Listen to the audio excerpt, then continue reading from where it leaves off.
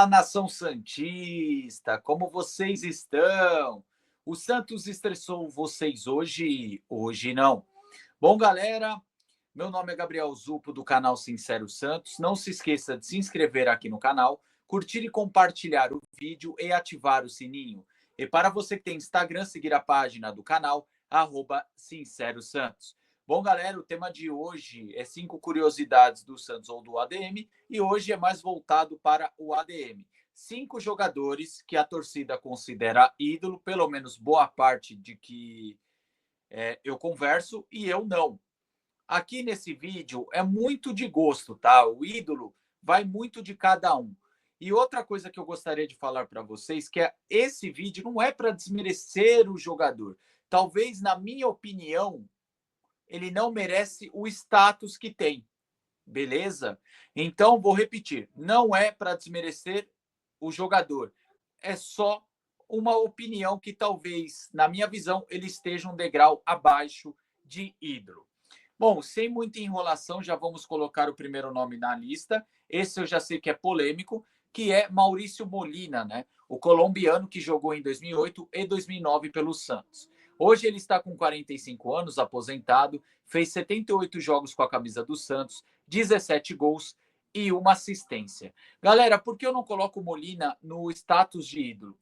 Assim, o único jogador assim que evitou um rebaixamento que eu coloco em status de ídolo é o Kleber Pereira, porque a importância dele foi gigantesca. O Molina realmente foi importante. O Molina realmente foi um jogador que ajudou o Santos a não cair.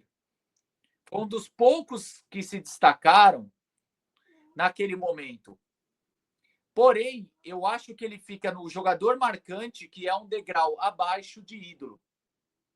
Ok?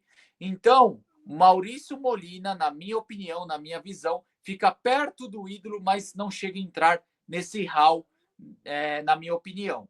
Teve a sua importância, mas, ao mesmo tempo, acredito que ele fica no status de jogador marcante. Bom, o segundo jogador aqui também na lista é Carlos Sanches, o maior artilheiro estrangeiro do Santos. Esse também bateu na porta para virar ídolo. Mas o que aconteceu? Faltou título. No caso dele, só faltou título mesmo, porque foi um jogador que nos deu bastante alegria, principalmente no ano de 18, quando o Santos estava ali num período muito ruim. Foi um dos poucos que resgatou a confiança do Santista, e em 2019 ele era o coração e o pulmão do time do Sampaoli. Eu adorava muito o Carlos Sanches, sou fã do jogador, mas não consigo colocar ele como ídolo do Santos. Isso porque eu acho que o jogador ficou faltando o título. Exatamente isso. Ele tem números bem expressivos, ele tem a sua importância na história do Santos, mas eu não consigo colocar ele como ídolo. Eu acho que falta um fator ou outro, né? Bom, enfim, hoje Sanches está com 40 anos no Rentistas do Uruguai, e pelo Santos foram 159 jogos, 31 gols e 21 assistências. Beleza? Eu sei que esses dois primeiros nomes já gerou uma polêmica e vários xingamentos. Mas, repito, não é desmerecer o jogador. Mas eu acho que são jogadores marcantes, mas ficou faltando um degrauzinho para ídolo. Tanto Molina como Sanches, eu acho que a importância de um título um pouco mais expressivo poderia colocar eles nesse hall. Bom, vamos para o terceiro nome dessa lista, Marcos Leonardo. É só o Marcos Leonardo marcar um golzinho pelo Al Hilal que as Leonardetes aparecem, né? Hoje, com 22 anos, no Al Hilal, pelo Santos foram 168 jogos, 54 gols e 9 assistências.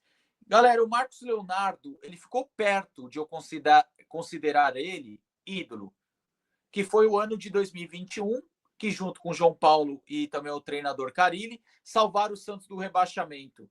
Mas foram episódios depois que me fizeram não colocar ele nem na questão de ídolo e nem na questão de marcante. Eu coloco ele na fileira dos ingratos, do Judas, dos jogadores que eu nunca mais quero ver por aqui.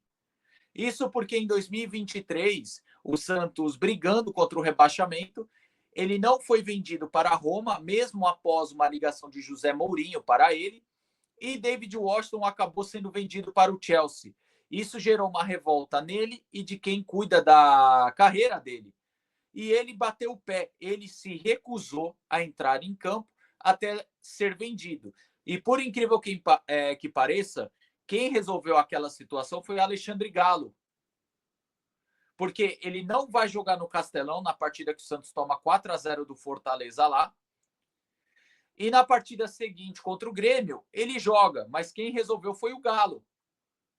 Só que assim, foi um jogador tão ingrato nessa parte de se recusar a entrar em campo em um momento tão delicado que colocou o seu ego acima do clube. E jogadores que fazem isso não merecem o meu respeito, e sim meu desprezo. Eu prefiro torcer para que ele nunca mais volte. É bom jogador, é um baita jogador? Sim, ele é.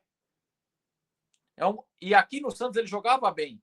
Agora, o que mais me incomodou foi o episódio final, onde o Santos iria jogar contra o Atlético Paranaense e na concentração daquele jogo, ele e Jean Lucas causaram na viagem, causaram antes de sair, causaram lá no Paraná.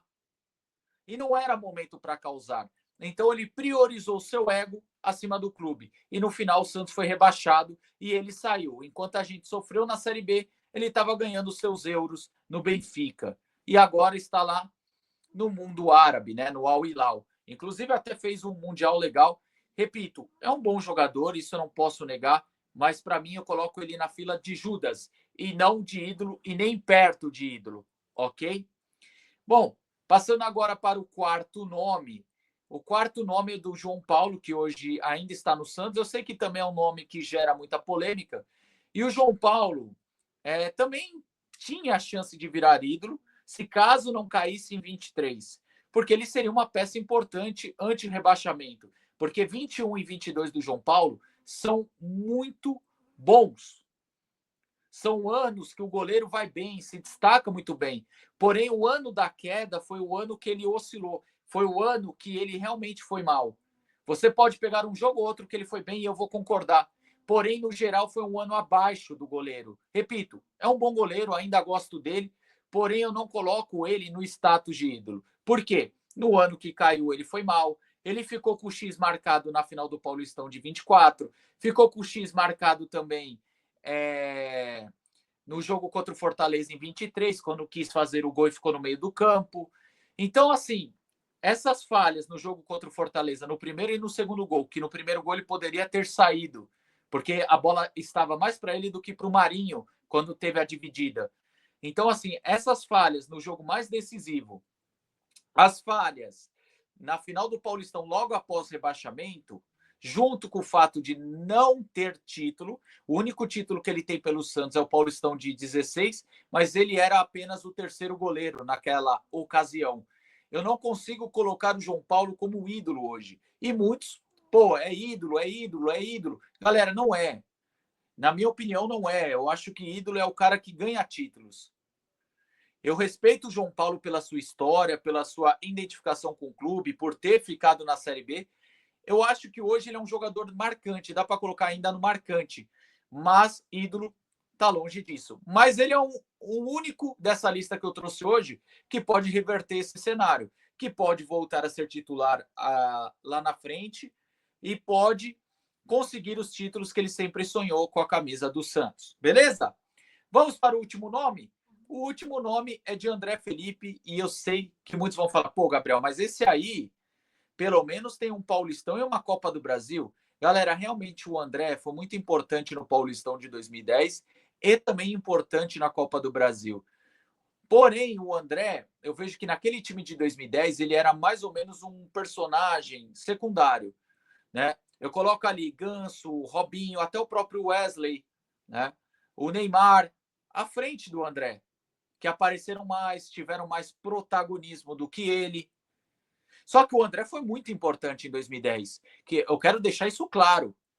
Entretanto, o que me faz considerar o André um não ídolo, um jogador marcante? Por mais que eu ache ele um jogador, assim, um personagem secundário nos títulos de 2010, ele depois saiu muito cedo do Santos, já foi querer fazer a sua conta bancária, o seu pé de meia, né, muito cedo. Não estou julgando por isso. Eu acho que o que queimou o André foram dois fatores. Depois ter ido para o rival de Itaquera, porque ele falava que tinha tanto carinho, ganhou até sala com o nome dele, tinha tanto carinho com o Santos e foi para um rival como se o Santos não tivesse existido lá em 2016. E por fim, eu acho que a sua segunda passagem pelo Santos foi muito ruim. Ela mais arranhou a sua imagem de ídolo do que ajudou a aumentar.